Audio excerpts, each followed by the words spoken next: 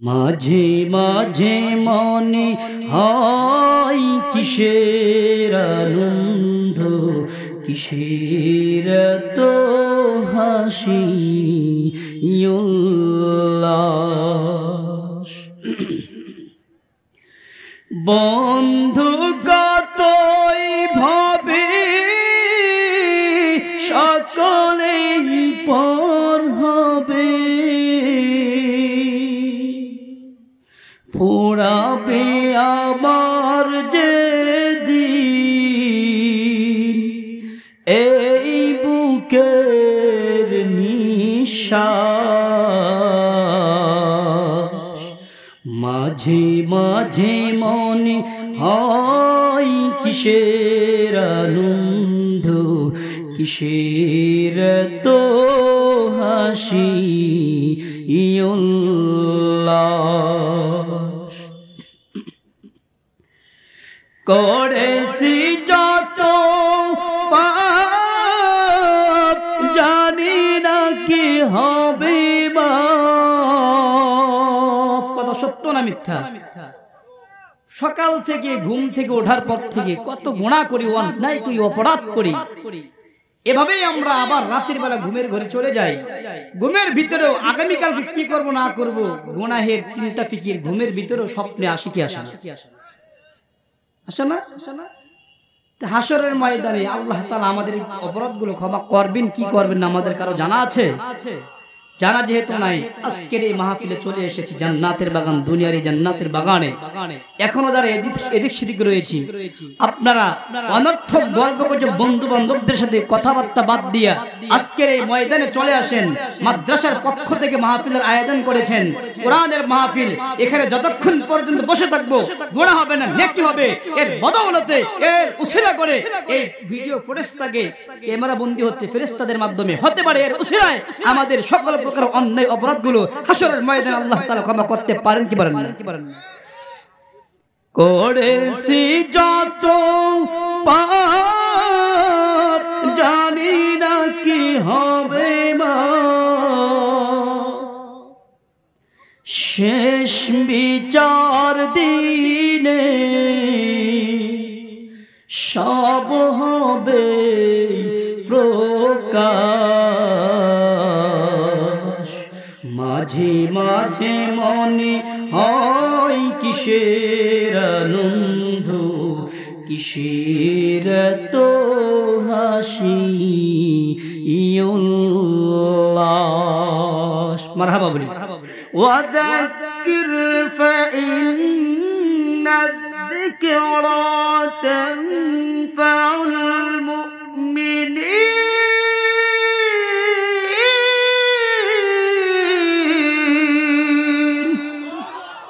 আল্লাহ পাক রব্বুল আলামিন জানায়া দেয় গো, জিব্রাইলের মাধ্যমে আয়াতটুকু আপনার আবার নবীজির কাছে এনে জানায়া দেয়, ও পয়গম্বর আপনি আপনার জাতিকে জানায়া দেন গো, আল্লাহ পাক রব্বুল আলামিন বিধান নাযিল করে দিয়েছেন। আয়াতটুকু সুন্দর করে জানিয়ে দিতে বলেছেন। কি জানিয়ে দিতে বলেছেন? ওয়াযাক্কির, ও নবী পয়গম্বর আপনি কোরআনের বাণীগুলো, কোরআনের নসিহতগুলো, কোরআনের বয়ানগুলো, কোরআনের উপদেশগুলো, আল্লাহ তাআলার কালামের এই বাণী তাফসীরগুলো আপনার জাতিকে আপনি সুন্দর করে উপদেশ দিয়া দেন, উপদেশ দিয়া দেন। উপদেশ দিলে কি হবে?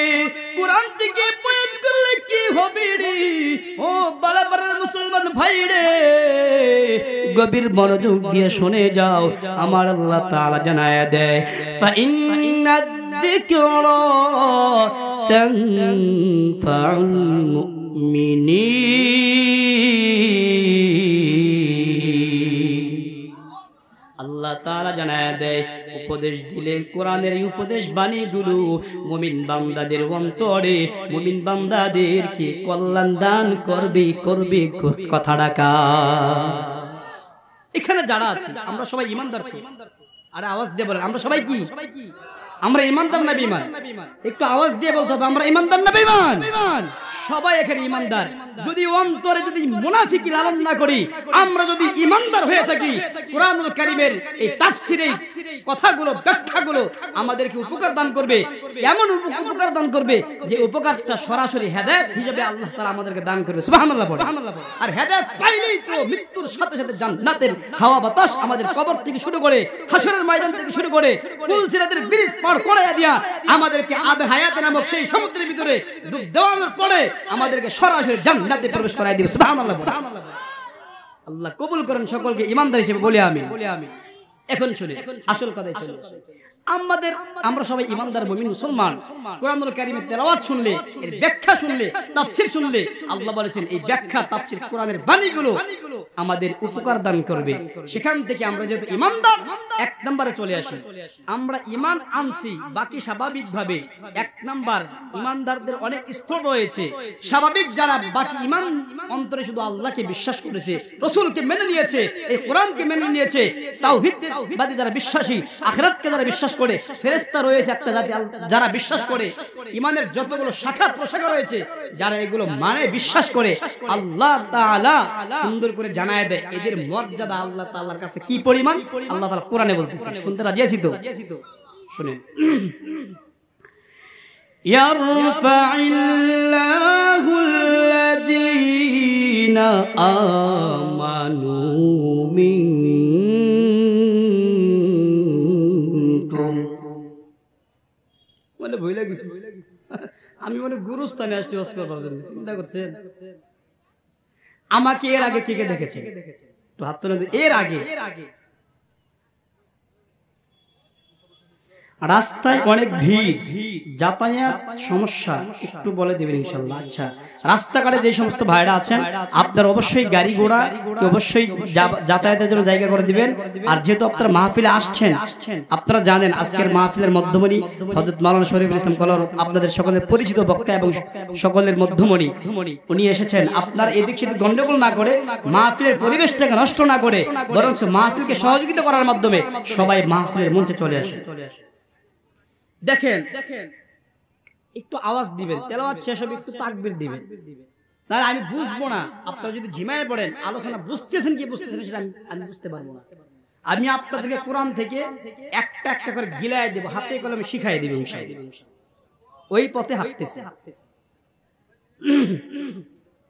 তো যারা ঈমানদার আমরা, আল্লাহ বলতেছে এদের আল্লাহর কাছে দাম আছে না নাই? আমরা তো অনেকে মনে করি আরে আমরা নামাজ পড়ি না, রোজা রাখি না, এরপরে দান সত্য করি না, কোনো কিছুই করি না, আমাদের কি কোনো দাম আছে আল্লাহর কাছে? কত গুনাহ করি, আল্লাহ কি আমাদেরকে জান্নাত দিবে? আল্লাহর কাছে কি আমাদের মূল্য আছে? দেখেন, আমল এক জিনিস, ঈমান হলো আরেক জিনিস। ঈমান থাকার কারণে কি মর্যাদা আল্লাহর কাছে। দেখেন আল্লাহ বলে, ইয়ারফাইল্লাহুল্লাযীনা আমানু মিনকুম।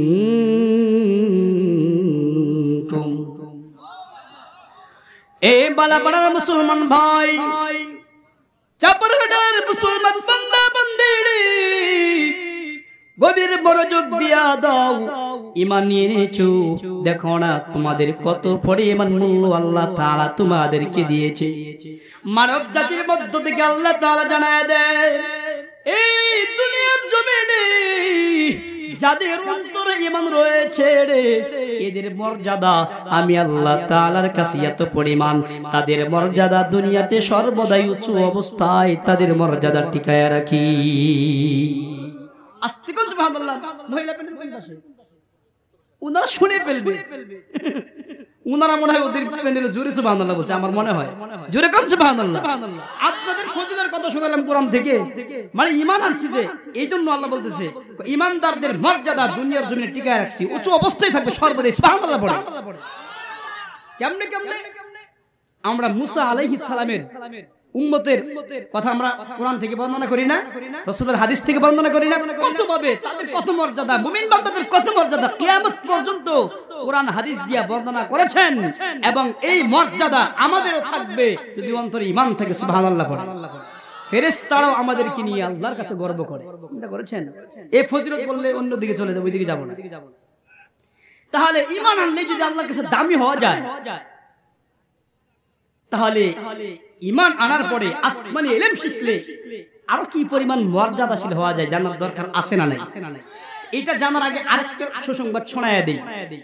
আমরা তাবলিগে গিয়ে শুনেছি, অনেক বক্তার মুখে শুনেছি, অনেক উলামায়ে কেরামের জবান দিয়েও শুনেছি, যাদের অন্তরে ঈমান রয়েছে, আমল ব্যতীত শুধু ঈমান আছে, আল্লাহর রাসূল বলেন এই দুনিয়ার মতো 10টা দুনিয়া সমান করবে।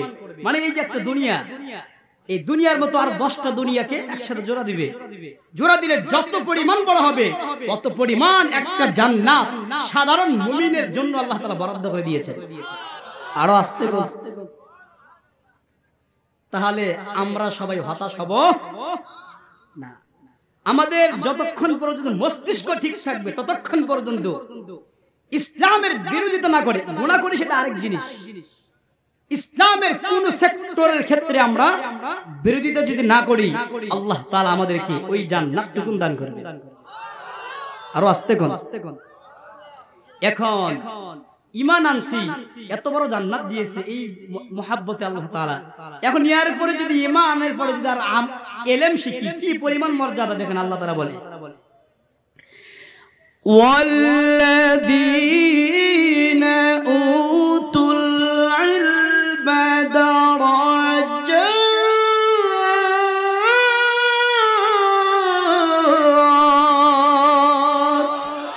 আল্লাহ পাক রব্বুল আলামিন কুরআনুল কারীমের আয়াতটুকু নাযিল কইরা জানায়া দেয়, বান্দা বান্দি রে, ঈমান আনলেই তোমাদের মর্যাদা বাড়িয়ে দিয়েছি।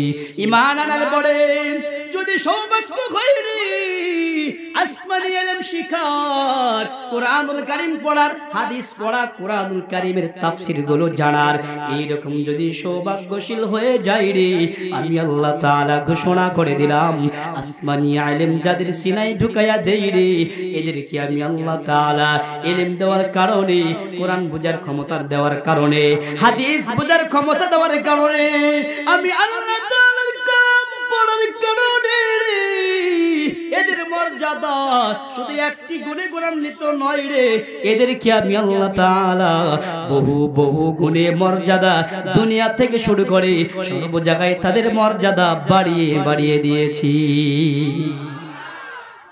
এর প্রমাণ কি? পয়গম্বর আদমের গুণগান আমরা এখনো কই, বলে কেন পয়গম্বর আদম আল্লাহ তাআলার মনোনীত বান্দা ছিলেন, মুমিন বান্দা ছিলেন, আসমানি ইলমের ধারক বাহক ছিলেন, তার কথা মালা আমরা এখনো বয়ান করি গো।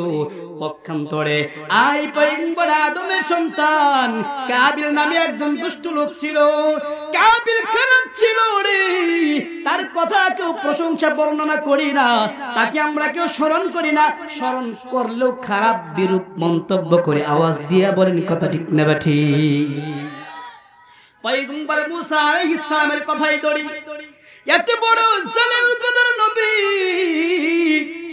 ঈমানদার ছিল, আল্লাহ তাআলার মনোনীত বান্দা ছিল, একজন রাসূল ছিল গো, আসমানি কিতাব তাকে দেওয়া হয়েছিল, ঈমান আনার পরে আসমানি কিতাবের ধারক বাহক ছিল, এজন্য তার মর্যাদা এখন পর্যন্ত আমরা কোরআন থেকে তার মর্যাদা বয়ান করি আর আমরা উপদেশ নিই। এখন যদি আমরা এই কোরআনুল কারীমের তেলাওয়াত করে করে কোরআন থেকে যদি আমরা ব্যাখ্যা তাফসীর এগুলো যদি জেনে জেনে আমরা নিজেরা যদি ফায়দা হাসিল করতে পারি, আসমানি ইলম শিখতে পারি গো, আমরা একদিন থাকবো না, আমাদের আগামী প্রজন্মরা যেদিন চলে আসবে রে, তারা বলবে এই যে বালাপাড়ার মাদ্রাসা, এই মাদ্রাসার মুস্তাফা সাহেব একজন বড় হুজুর ছিল, অনেক বড় ছিল রে, দেলোয়ার নামে একজন শিক্ষক ছিল, আর অনেক শিক্ষক তাদের নাম জানা নাই, এই জন্য বললাম না, আগামী প্রজন্মরা আইসা তাদের গুণগান বর্ণনা করবে, এটা একমাত্র হইল কোরআনুল কারীম তাদের সিনায় থাকার কারণে। আওয়াজ দিয়া বলেন ঠিক না ঠিক? এ ভাই, এটাই তো আল্লাহ তাআলা জানায়া দেয়, এটা তো দুনিয়াতে তাদের মর্যাদা বর্ণনা করা, হাসরের ময়দানেও তাদের মর্যাদা হবে। এ ভাই, এই মর্যাদা দিতে দিতে জান্নাতে ঢুকায়া দিবে রে, এটা অন্য কোন বিষয়ের জন্য নয় রে, একমাত্র ঈমান আনার কারণে। ঈমান আনার পরে আসমানি ইলম শিকার বরকতে, আওয়াজ দিয়া বলেন ঠিক না ঠিক? ওয়াল্লাযীনা উতুল ইলমা দারাজাত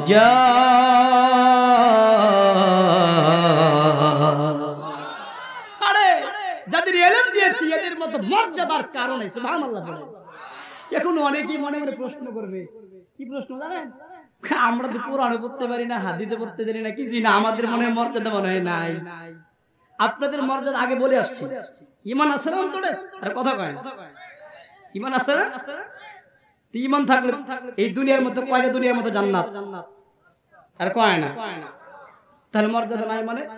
বাকি হ্যাঁ, এখন কারো যদি মন খারাপ থাকে, আরে বাকি মর্যাদা কিছু স্তর আছে। আপনি এখন থেকে কোরআনুল কারীম শিখার অভ্যাস করেন, কোরআনুল কারীমের হাফেজ হন, আলেম হওয়ার চেষ্টা করেন, কিছু জানার চেষ্টা করেন, আল্লাহ আপনাকে সেই মর্যাদায় আসীন করবেন। কথা বলেন ঠিক না বেঠিক? এখন তো এটা জানলাম। এখন যারা কোরআন পড়ে এবং পড়ায় এদের কিছু জানার দরকার আছে না নাই? আমরা তো মনে করি আরে মোল্লার আর কি পড়ায়, কি পড়ে, আরে খালি আলিফ বা তা এইগুলোই পড়ে। আরে মিয়া ওরা কি পড়ে জানো? তুমি যে শিক্ষায় শিক্ষিত হয়েছো না, তোমার শিক্ষায় ঠিক আছে, বাকি সুশিক্ষা সেটা হবে। কোরআনের শিক্ষা আগে, এরপর জাগতিক শিক্ষার সাথে সমন্বয় করলে তারাই সুশিক্ষায় শিক্ষিত হতে পারবে। এর বাইরে কোরআন কাদের মাইনাস করে অন্য শিক্ষায় শিক্ষিত হয়ে নিজেকে অনেক বড় মনে করে, এর মতো বোকা পৃথিবীর জন্য আর কেউ হতে পারে না। কথা বলেন ঠিক না ঠিক? কেন কেন আসতেছে সামনে?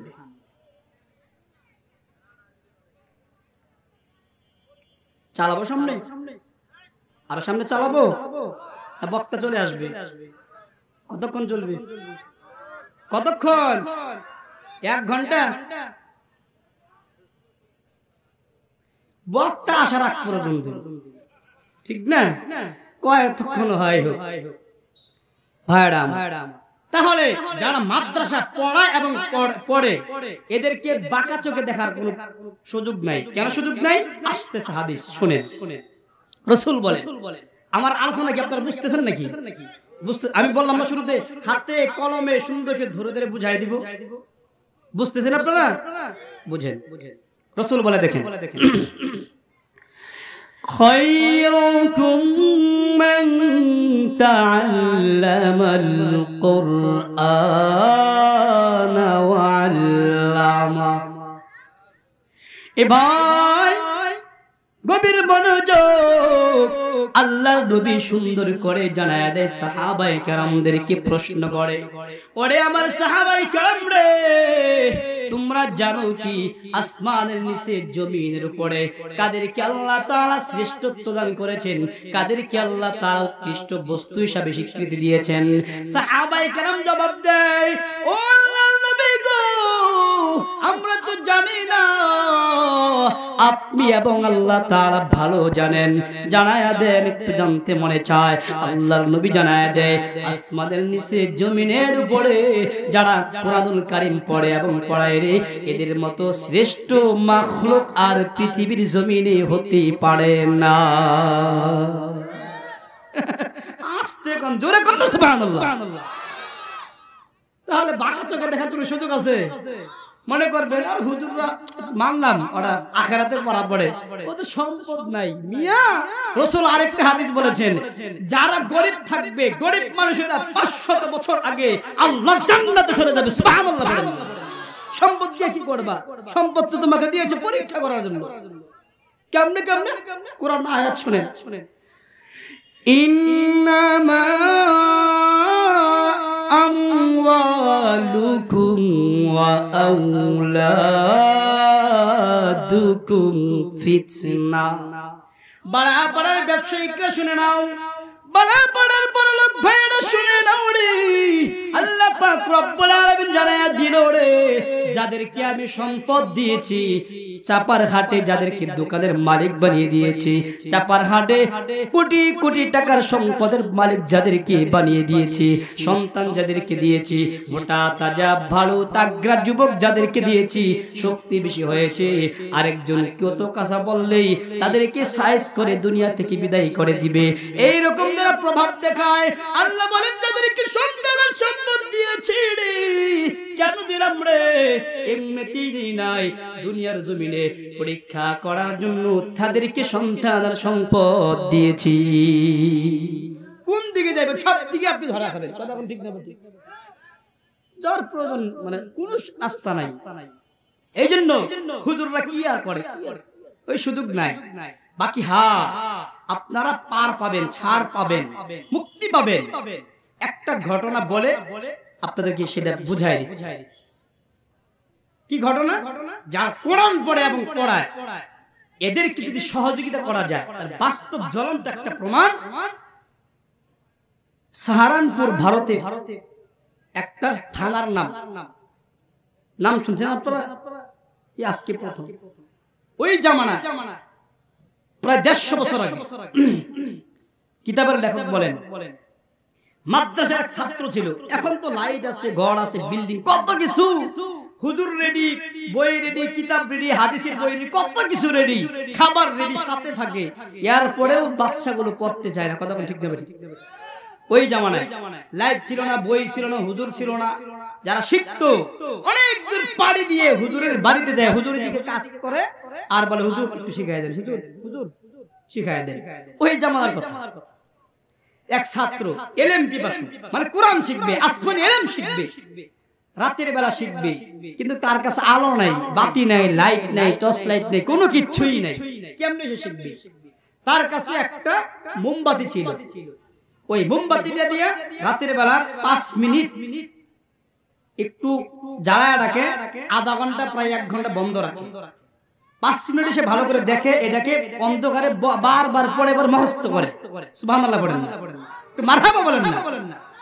তো হঠাৎ করে ওই এলাকার কিছু খারাপ মানুষ থাকে না সমাজের ভিতরে, আছে না, যে দিক দিয়ে যায় সুনামর্জন করে আসে, আর এরকম কিছু আছে না, সবাই শুধু সিসিয়া থুতু নিক্ষেপ করে। তো এরকম একটা খারাপ যুবক ছিল। তো ওই যুবকটা মদ গাঁজা দেখে শুরু করে এমন কোনো অন্যায় নাই যে সে করতো না, বাকি তার অন্তরে ঈমান ছিল, তাওহীদ বিশ্বাসী ছিল, আল্লাহর উপর ঈমান ছিল। তো ওই যুবক ওই দিক দিয়ে যাচ্ছে, ছেলেটা মাদ্রাসার ছাত্রটা রাতের বেলা মসজিদের মধ্যে কোরআনুল কারীম এভাবে শিখতেছে, বই শিখতেছে, আসমানি ইলম শিখতেছে। তখন দেখতেছি কি রে, কিছু সময় বাতি বন্ধ থাকে, আবার কিছু সময় জ্বালানো থাকে, আবার ওখান থেকে পড়ার আওয়াজ আসে। এই মদখোর যুবকটা সুন্দর করে মসজিদে প্রবেশ করলো, যায় দেখে ছোট এক বাচ্চা আসমানি ইলম শিখতেছে। সুবহানাল্লাহ পড়ে। বলতেছে তুমি কি শিখো এগুলো? বলে আমি আসমানি ইলম শিখি, আমি আলেম হব। বলে বারবার বাতি নিবাও কেন? বলে আমার কাছে তোয়েল নাই, কোনো কিচ্ছু নাই যার সাহায্যে আমি সারা রাত জ্বালিয়ে ইলম শিখবো, এই জন্য 5 মিনিট জ্বালায় রাখি আর বাকিটা বন্ধ রাখি, আবার শেষ হওয়ার পরে আবার জ্বালাই, আবার মুখস্থ হওয়ার পরে আবার জ্বালাই। সুবহানাল্লাহ পড়ে। ওই যুবকটা হাই রে, এই টাকার অভাবে, সম্পদের অভাবে বাতি কিনতে পারতেছে না, বাতি জ্বালাইতে পারতেছে না, আসমানি ইলম শিখবে, আর আমি কত টাকা অন্যায় পথে নষ্ট করতেছি। চিন্তা করা যায় তার অন্তরে ডাক পড়ে গেল। হেদায়েতের নূর কে দিয়েছে? হেদায়েতের মাধ্যমটা কে, কার? পড়ে ওই যুবককে বলতেছে ঠিক আছে, আজ থেকে তুমি আমার কাছ থেকে, আমি যতদিন বেঁচে থাকবো, তুমি আসমানি ইলম শিখার যতগুলো তৈলের প্রয়োজন, বাতির প্রয়োজন, আমি তোমাকে দান করব। সুবহানাল্লাহ। বাস ওই যুবকটা তখন দেরি করে নাই। এ ভাই, ওই সাহারানপুরের হতকর যুবক কোথাও আর যায় নাই, সাথে সাথে বাজারের মধ্যে চলে গেছে। বাজারে যাওয়ার পরে দোকানদারের কাছে গিয়েছে, বলতেছে রে দোকানদার ভাই, আমাকে পরিমাণ কেরোসিন তেল দিয়া দাও। দোকানদার ভয় পেয়ে গেল, আরে আমার দোকানে আমার কেউ নাই রে, না জানি কেরোসিন তেল লইয়া কারো বাড়ি ঘর না জানি পোড়ায়া ফেলে। দোকানদার ভয় করতেছে, দিতে চাচ্ছে না কেরোসিন তেল, আবার মনে মনে ভয় করতেছে এর মধ্যে খারাপ আর কেউ নাই রে, এখন তাকে যদি আমি কেরোসিন তেল না দেই, হতে পারে আমার দোকানটাকেও সে ধ্বংস চুরমার করে দিতে পারে। আসলে সমাজে কিছু মানুষ মানে তাকে ভয় করে হলো তাকে কিছু দিয়ে হেল্প করে, আছে না, দেয়। ওই জীবন কেরোসিন তেল লইয়া যখন হাঁটা শুরু করলো গো, দোকানদার ভাই তখন তার মনে জাগ্রত হয়ে গেল, খারাপ যুবকটা কেরোসিন তেল দিয়া কি করবে সেটা আমি আগে জানবো। দেরি করে নাই, যুবকের পিছু পিছু হাঁটা শুরু করে দিল রে। ওই যুবক হাঁটতে হাঁটতে কেরোসিন তেল লইয়া মসজিদের দিকে রওনা হয়ে গেল। ওই যুবক কেরোসিন তুল হাতে লইয়া মসজিদের দিকে রওনা হয়ে গেল। তালিবুল ইলমের কাছে গিয়ে তুলটা সে পৌঁছাইয়া দিবে। আর ওই যে দোকানদার ভাই যার কাছ থেকে তুল সংগ্রহ করেছে সেও পিছে পিছে হাত দিছে গোপন বিষয়টা জানার জন্য। খারাপ মানুষ কেন সে কেরোসিন তেল তৈরি করেছে, কেন সে কেরোসিন তেল দিয়ে কি করবে সেটা জানার জন্য। যাইতে যাইতে রাতের অন্ধকারে মাতকুর যুবক সাথে সাথে রে ওই মাদ্রাসার তালিবুল ইলমের কাছে চলে গেল রে। তাকে যাইয়া বলে, বাবা আমি যতদিন বেঁচে থাকবো আজকের এই তুলটা নিয়ে নাও, এটা দিয়া তুমি বাতি জ্বালাইতে জ্বালাইতে তুমি ইলম শিখবা, কোরআনুল কারীম শিখবা, আসমানি ইলম গুলো শিখবা। এরপরে যখন শেষ হয়ে যাবে, শেষ হওয়ার আগে আমাকে জানায়া দিবা, আমি আবারও এনে দিব। আমি যতদিন বেঁচে থাকবো ততদিন তুমি আমার কাছ থেকে কেরোসিন তেল নিবা, ইলম তুমি শিখতে থাকবা। এই বিষয়টা দোকানদার দেখে ফেললো। দেখার সাথে সাথে তার মনে একটা জাগ্রত হয়ে গেল, না রে যদিও খারাপ কিন্তু ভালো কাজ করেছে। ভয় দূর হয়ে গেছে, কারো বাড়ি পোড়াবে না, জ্বালাবে না, কেরোসিন তেল দিয়ে অন্যায় কোনো কাজ করবে না। দোকানদার চলে গেল দোকানের ভিতরে।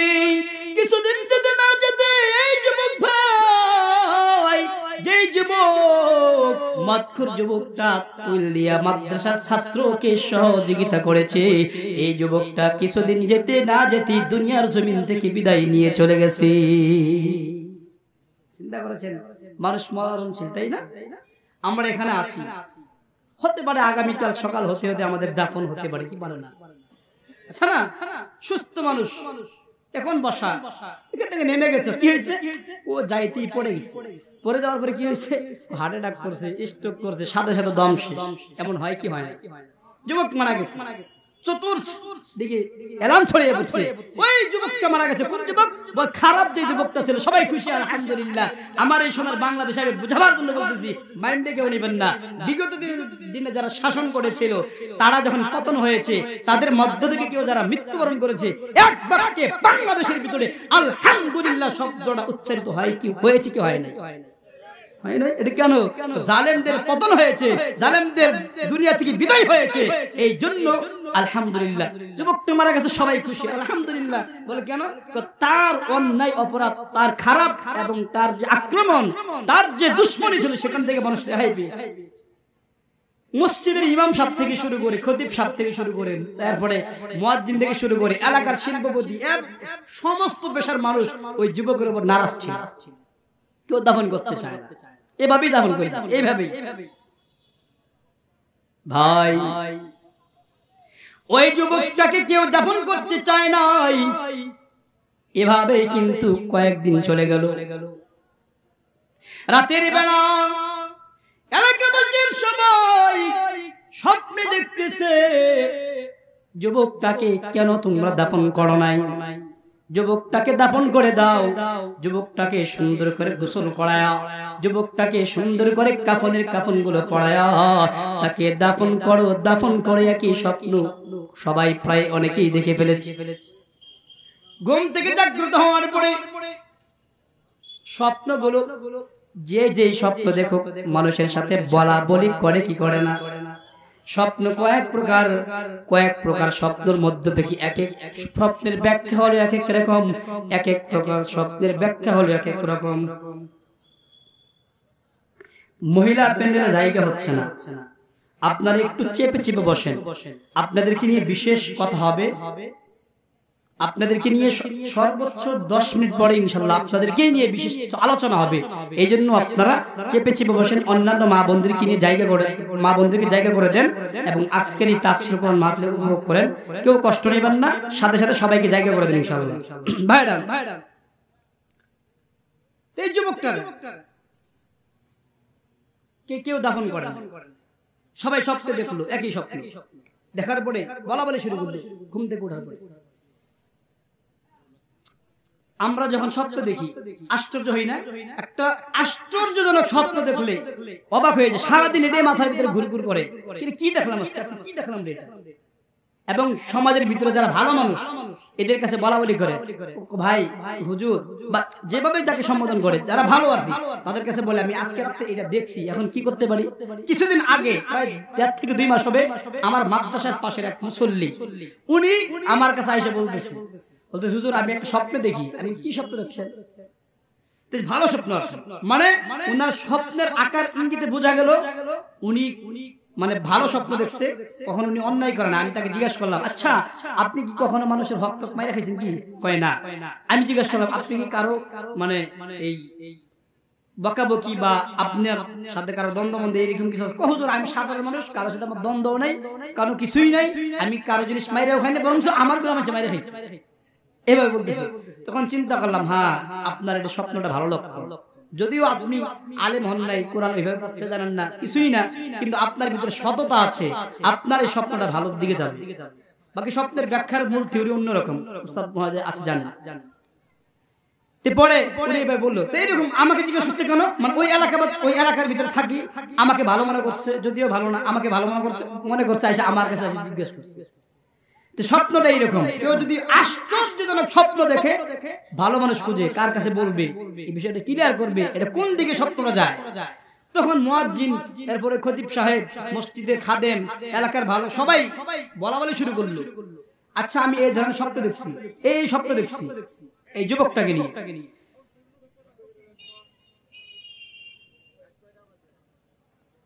কোন সমস্যা নেই?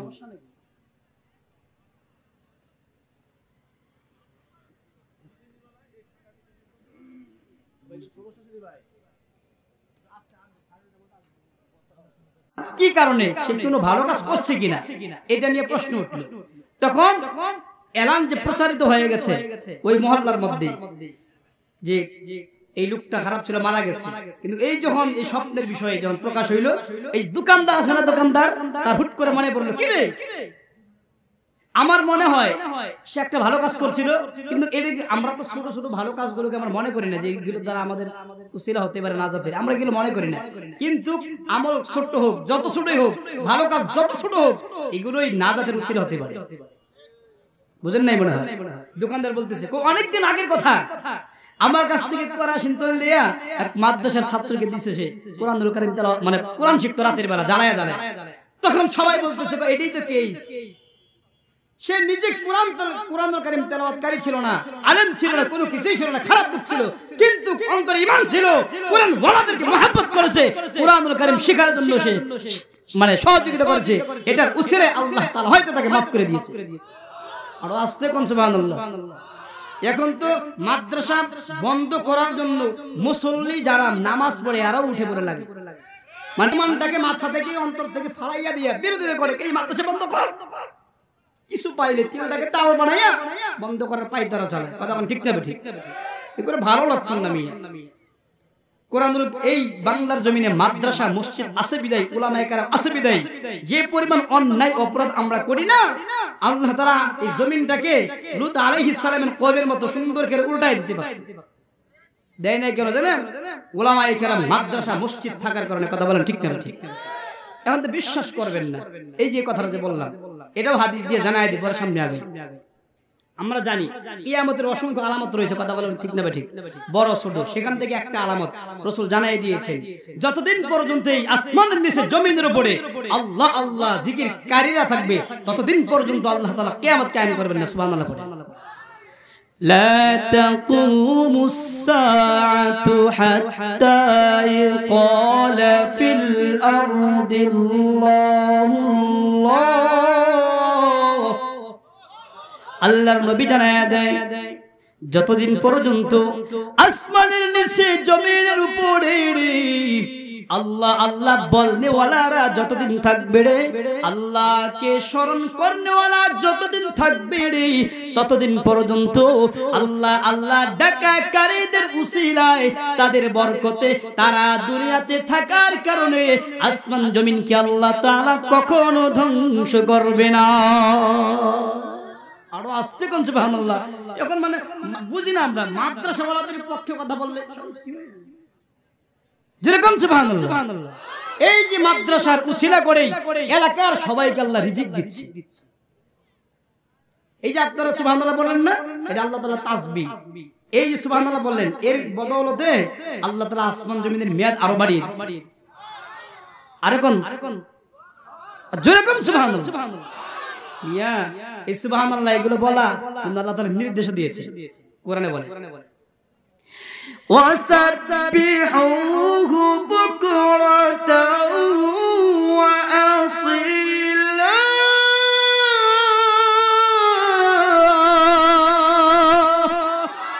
আল্লাহ পাক রব্বুল আলামিন জানায়া দেই গো, বালা পাড়ার মুসলমান শুনে নাও, কালীগঞ্জবাসী শুনে নাও, চাপার হাল্লার হাটের এলাকার মা বোনেরা শুনে নাও রে।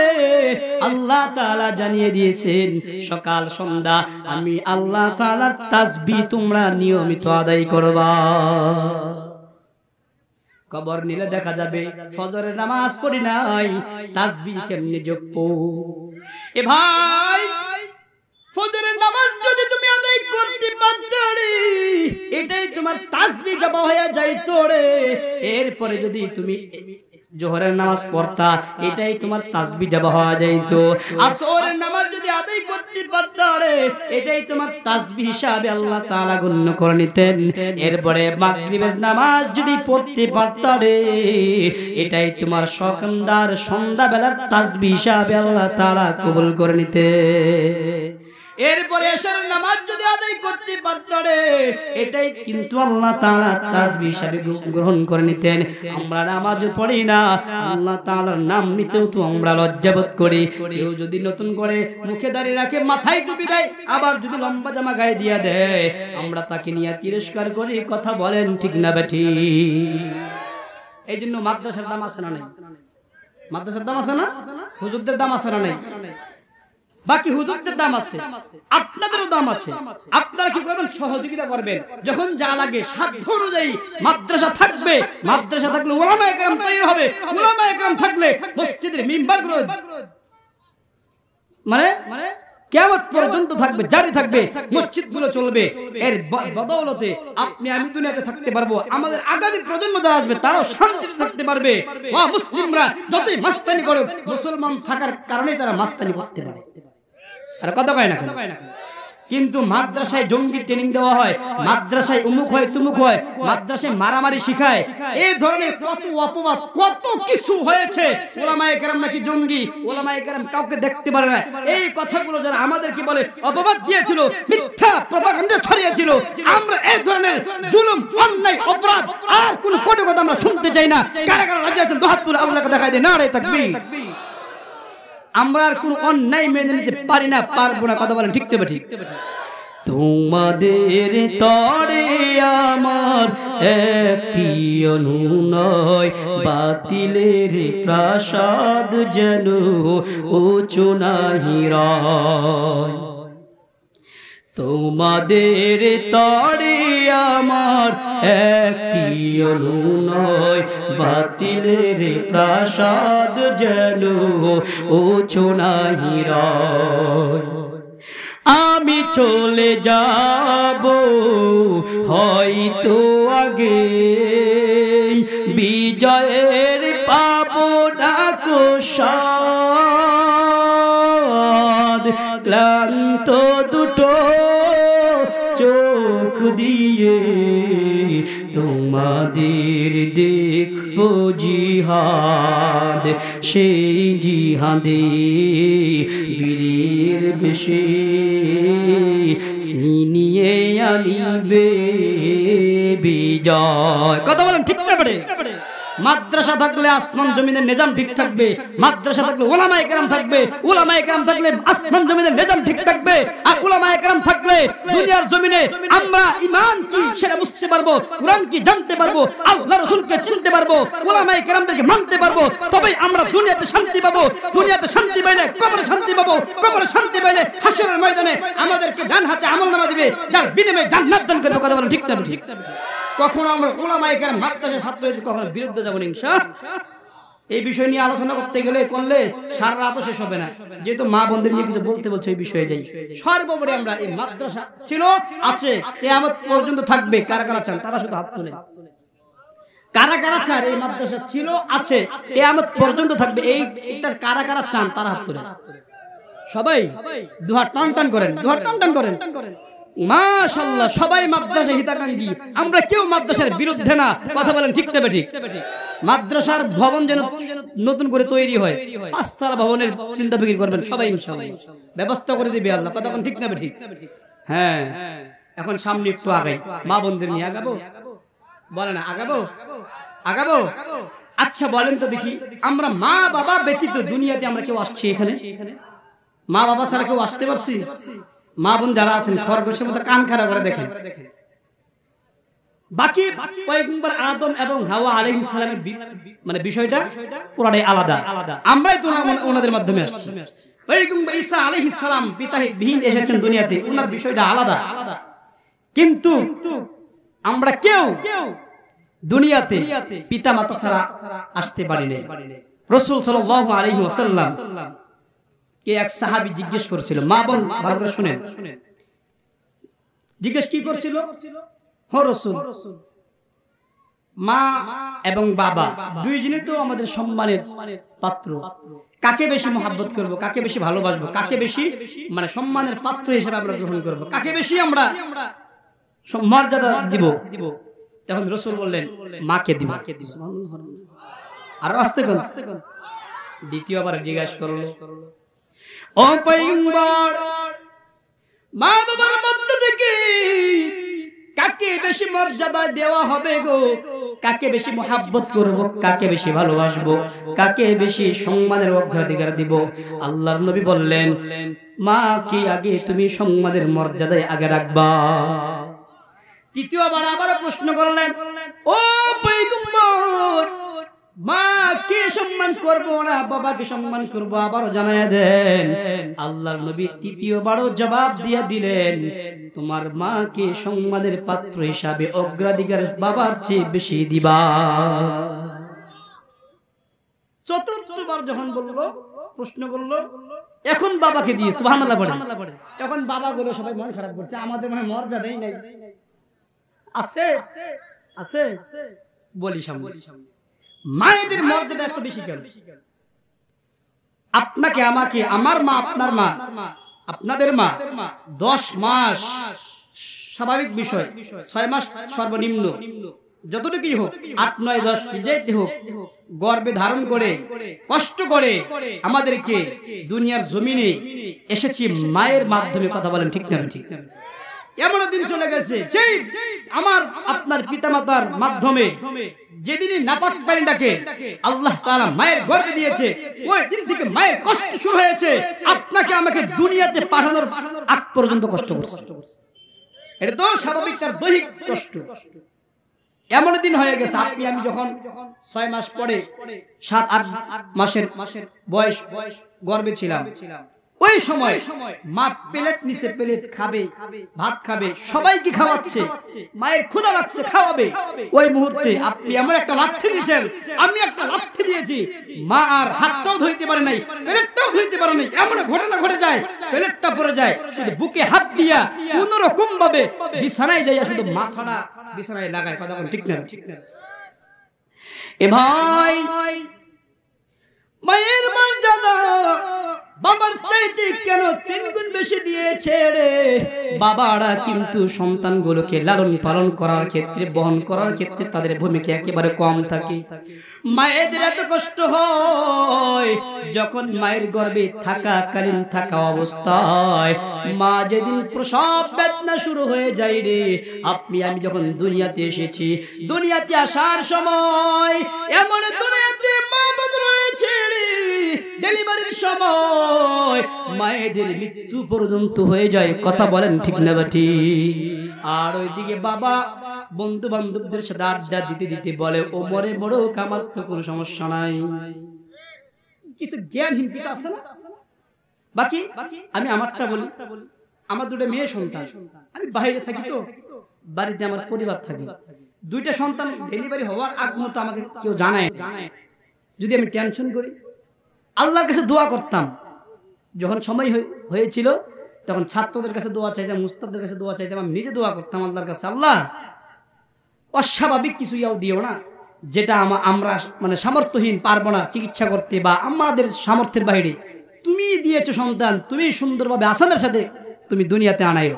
আল্লাহ তাআলা সুন্দরভাবে দুনিয়াতে এনেছেন, আসার পরে সন্তান দুনিয়াতে আসছে, এরপরে আমাকে ফোন দেয় তোমার মেয়ে হয়েছে, সুবহানাল্লাহ পড়েন, আলহামদুলিল্লাহ পড়েন না দূরে পরে, বাড়িতে ফোন দেই, বলে বাস্তবিক হওয়া। আমি বললাম আমাকে জানান নাই কেন? যদি জানাই তুমি টেনশন করবা। এমন সহজভাবে হয়েছে, 1 টাকাও খরচ হয়নি, 2টা মেয়ে হয়েছে, এই একই অবস্থা। চিন্তা করেছেন? সব কার ইচ্ছা? আল্লাহর ইচ্ছা। আমি আমার স্ত্রীকে জিজ্ঞেস করলাম দুইবারই, তখন তোমার কি অবস্থা হয়েছিল? তখন বললো শুধু দমটা শুধু বের হয়নি, এর সাথে সব কিছু হয়েছে। বাস্তব তো তাই, শুধু দমটাই শুধু বের হয়নি। তাহলে চিন্তা করেন, প্রত্যেকের ডেলিভারির সময় আমি যখন দুনিয়াতে আসছি, কেমন জানি আসমানটা মায়ের মাথার উপরে ছিল। জীবনের মোর মা, জীবনের মোর কষ্ট মায়ের, প্রসব বেদনায় 7 আসমান 7 জমিন তখন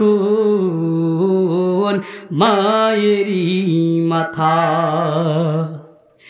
এমন মাকে কেমনে আজি যাব আমি ভুলিয়া, ও আমার প্রাণের মা, মা গো মা, কোথায় গেলে মোরে ছাড়িয়া, জনম দুঃখী এতিম আমি, চায় না কেহ ফিরিয়া। ও বালা বাড়ার মুসলমান মা বোন গো, এদিক সেদিক কান দিও না, গভীর মনোযোগ দিয়া দাও। যুবক ভাইয়েরা, এদিক সেদিক কান দিও না। এমন হতে পারে আজকের এই ময়দান থেকে অনেক মা বোন বাড়িতে যাওয়ার পর পরে দুনিয়া থেকে বিদায় নিতে পারে। মুসলমান ভাইয়েরা, এই তো একটা ঘটনা মনে পড়ে গেল। আমি যখন 2022 সালে এইখানেই আমি তাফসির করতে এসেছিলাম, হুজুরও কিন্তু আমার পাশে বসা ছিলেন, হুজুর পাশে বসা ছিলেন। আমার মনে পড়ে গেছে, আমার পরিবারের খালাতো বোনের জামাই বাড়ি ছিল সেই ওই দিকে একটা জায়গা আছে,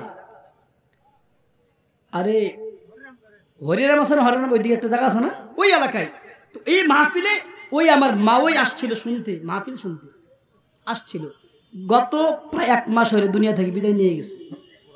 আমি তো এখানে 3 বছর থেকে লাগাতার, বিগত 2 বছর আসছে, আজকে আল্লাহর বান্দে আসতে পারেনি। এখান থেকে আজকে যারা যাবে অনেকে দেখবেন বিদায় নিয়ে চলে গেছে। আর কথা ঠিক না ঠিক? এ ভাই, এজন্য গভীর মনোযোগ। আজকের বয়ান থেকে বাড়িতে যাওয়ার পরে বিগত দিনে কি করেছি রে, এখন থেকে আর অন্যায় করব না, অপরাধ করব না। আল্লাহ তাআলা হায়াত দিয়েছেন, সীমিত হায়াত। এ হায়াত টুকুন কেমন হায়াত রে, আমার কাছে জানা নাই। 40 বছর থাকতে পারবো না, 80 বছর থাকতে পারবো না, আগামী 1 দিন থাকতে পারবো না, আগামী 1 মিনিট থাকতে পারবো না, 1 সেকেন্ড থাকতে পারবো, কোনো গ্যারান্টি নাই। পিছনে যেটা চলে গেছে রে, ওটাকে নিয়ে গবেষণা করো আর বলো। আল্লাহর নবী বলে দিয়েছেন, হাসিবু ক্বাবলা আন তুহাসাবু। দুনিয়াতে তুমি দুনিয়ার জমিন থেকে বিদায় নেওয়ার আগে তোমার বিগত দিনে যে সমস্ত হায়াত তোমার চলে গেছে, ওই হায়াত টুকুনটাকে লইয়া তুমি গবেষণা করো আর বলো, তুমি তোমার দুনিয়া থেকে বিদায় নেওয়ার আগে তোমার জীবনের হায়াতের হিসাব তুমি নিজে মিলায়া নাও। কেন আপনারা হায়াত মিলাবেন? হাসরের ময়দানে আপনারা আল্লাহর কাছে জবাব দিতে পারবেন কি? বিগত 36 বছর হায়াত পেয়েছো, দুনিয়াতে কি করেছো সেটা কিন্তু তুমি বলতে পারবা না। মুসলমান ভাই রে, এজন্য দুনিয়াতে আমরা যেহেতু আছি, আজকের মাহফিল থেকে আমরা আল্লাহর কাছে তওবা করে কান্নাকাটি করে আমরা মাহফিল থেকে বিদায় নেব। দুহাত তুলে আল্লাহর কাছে কান্নাকাটি